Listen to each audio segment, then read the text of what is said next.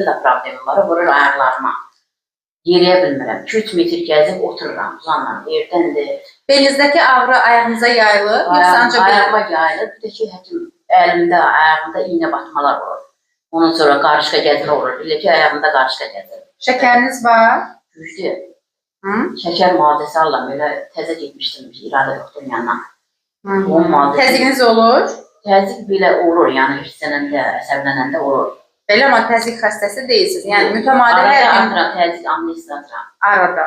Arada nə 3 gündə, 5 gündə birini atıram. Neçə qalxır təzyiqiniz? Ölçmürəm, baş ağrısından elə bilirəm ki, yəni həkim demişdi ki, təzyiqin oldu, olmadı, bundan 2 gündə, 3 gündə bir dəfə at.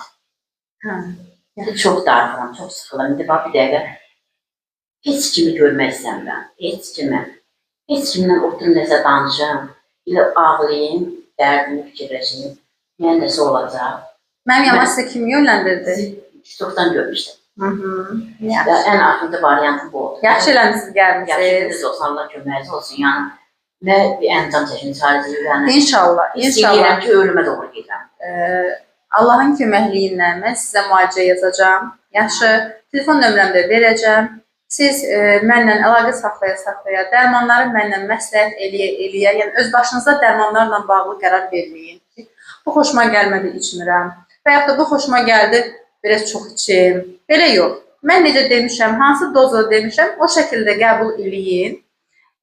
İnşallah bir aydan sonra təkrar görüşəcəyik. Bu bir ay ərzində telefonla sizlə idarə eləyəcəyik dərmanları. Siz fərqi hardasa 2 həftədən sonra fərq hiss eləməyə başlayacaqsınız. Artıq bir ay olanda biz bir xeyli fərq hiss eləməliyik.